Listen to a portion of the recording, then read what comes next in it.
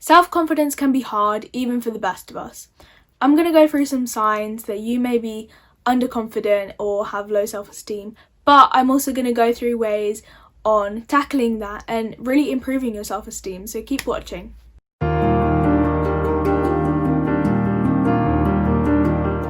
So hello and welcome back to my channel. My name is Aditi and you may have guessed this video is all about self-confidence. So yeah, let's just get on with the video. The first sign of underconfidence is just having like a low sort of negative perception of yourself. It's really just thinking about yourself in a bad way. That would be underconfidence.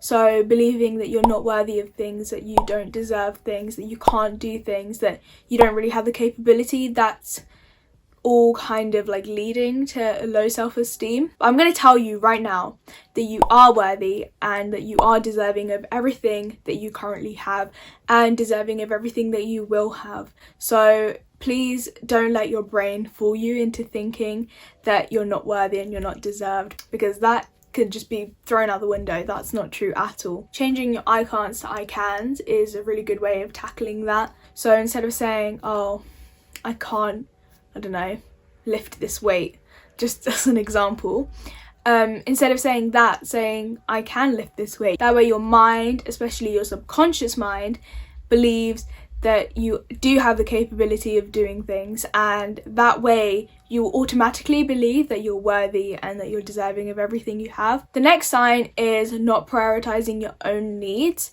and that's actually called people pleasing. So what people pleasing is that you're trying to make other people happy but not yourself. I get that, yeah, making other people happy can make you happy. That's definitely a big thing.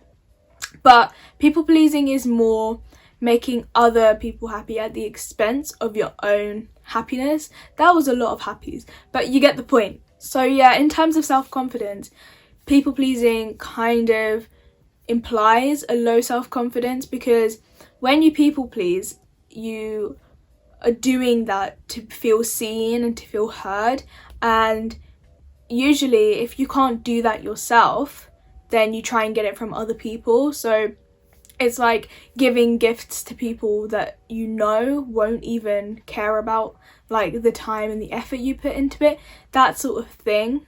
So it's really about turning that around and asking yourself, what can I do for myself? How can I make myself feel seen and heard?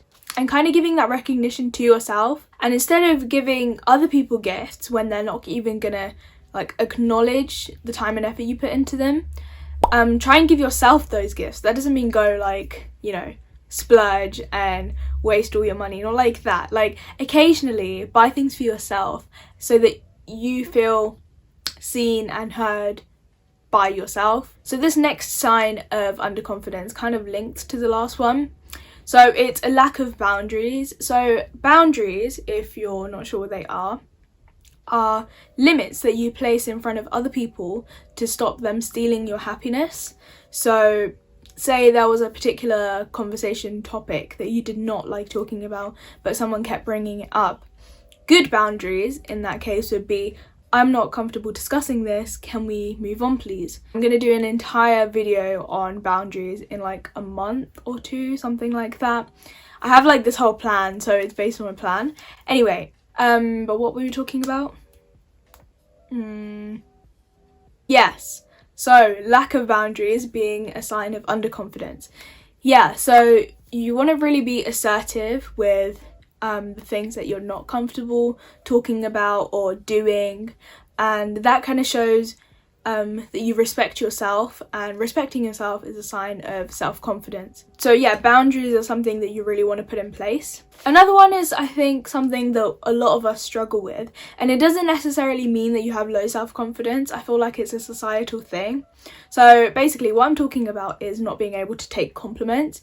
So what I mean by it's a societal thing is that as a society we're told that we should be modest and humble and all of that.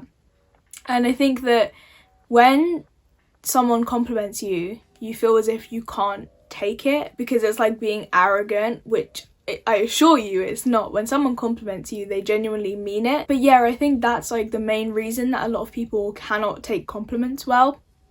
So what I mean by taking compliments is literally just saying thank you. Saying thank you almost like graciously. I don't know if graciously is the word, but like just be grateful for the compliment. That's what I'm trying to say.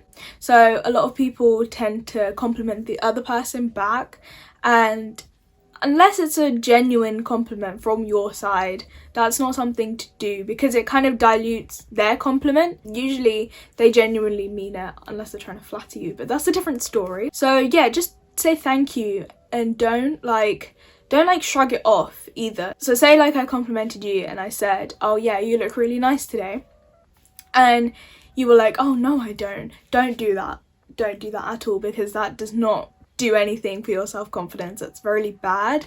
So yeah, try and just take the compliment. So one last sign of low self-confidence may be over apologizing. The reason I say maybe is that I think a lot of us are brought up in a manner where we feel like we have to apologize for everything. I know for sure that's a British thing, and I think it's a Canadian thing as well. So if you're either from the UK or Canada, then you probably relate to this one. But over apologizing isn't good, because when you over apologize, you're almost giving the other person the upper hand, and when you're apologizing for something that doesn't need to be apologized for, then you're constantly giving someone else the upper hand and you kind of belittle yourself.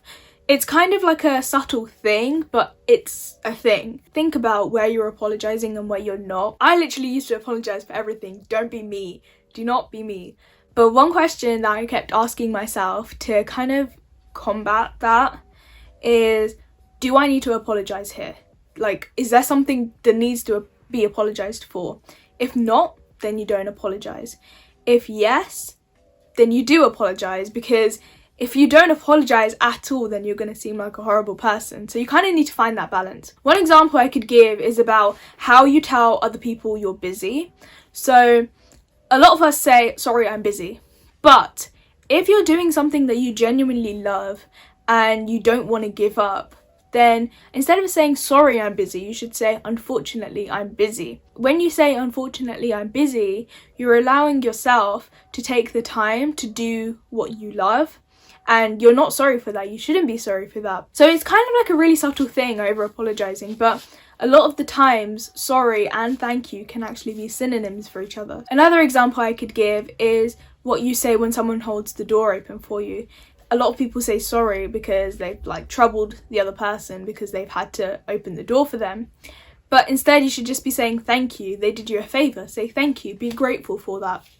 And I've seen online actually that when people change their sorries to thank yous, it's actually changed their relationships with people. So instead of always bringing negativity, oh sorry I'm late, you can say thank you for waiting. That's more of a positive thing. And although again it's subtle, that positivity is a lot better than the negativity. Okay, that's it for the signs, I think, but I'm going to give you more ways that you can help improve your self-confidence. So one way could be to say positive affirmations to yourself. I've done an entire video on positive affirmations, and I think that's a lot better to watch than me like going through the entire thing again right now. So if you're interested in that, then I'm going to link it in the card. But I am going to go through it really quickly. So positive affirmations are statements designed to rewire your subconscious mind. And from the name, positive affirmations, these statements are positive. So by telling yourself that you are pretty, that you are assertive when it comes to boundaries, making sure that you have the right affirmations can actually really boost your self-confidence, because when your subconscious mind believes it, your conscious mind will automatically believe it. But yeah, also try and limit how much you compare yourself to others. If possible, don't compare yourself to others at all, because it's just not a good thing to do. It's something I've been doing in the past like week or so, and it's just not been good. Like comparing yourself to other people when they literally have a different path to you, when they literally have different goals to you, they're literally a different person to you. It's not a good thing. So yeah, I know this is really hard, because as humans I feel like we're kind of designed to do that and we automatically compare ourselves to people, but I think it's a good thing to admire people and what they're doing, and even tell them that. It's a really nice thing to tell people that. But Don't ever compare yourself to them. Try and make yourself better in your own way. But yeah, the last thing I want to say is that just know that no one else can be you. You are you, and that is your superpower. No one else has exactly all the same interests as you do. No one looks like you, literally. We were born unique. So really like take advantage of that uniqueness. So yeah, just as a quick self-confidence boost, just remember that no one else is you. You are you, and that is your superpower. So be weird, be you. The people that aren't themselves, the people that are hiding under this mask just to fit in, that is probably the worst thing you can do. Also, when you do have that self-confidence to just be yourself and not try and fit into the crowd, that's when you start attracting the most fulfilling relationships in your life. And that can be friendships or like actual relationships. And that is because you're on like the same frequency as them. You're showing the universe who you actually are, and the universe responds back with people that are similar to you. Also, don't be afraid to do your own thing either. I think a lot of people are afraid. Like when I started this YouTube channel, I was so afraid of like people judging me, and at the beginning of year 12, so sixth form, I was 16 then, I was literally in the same classroom as people, and they were talking literally behind my back about my YouTube channel, and it was just kind of like, okay, I can hear you, but it wasn't a nice thing to hear. But I'm actually really glad that I did go out and do this, because like that one bad comment as opposed to hundreds of really good comments in real life and virtually, yeah, don't worry about what people think. Like honestly, they're not going to be with you your whole life.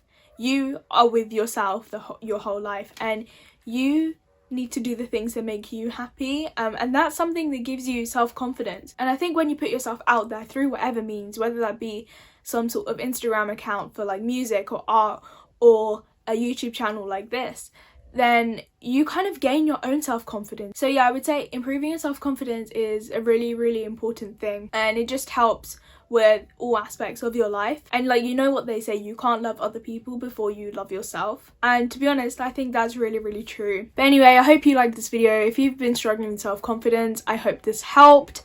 If it did, let me know in the comments below. But also, if you have any requests for any sort of videos, then let me know, and smash the like button if this did help you, just so I know. And yeah, subscribe if you haven't already, and hit the bell icon too. So that's it from me for this video. I will hopefully see you next week with another video. Bye!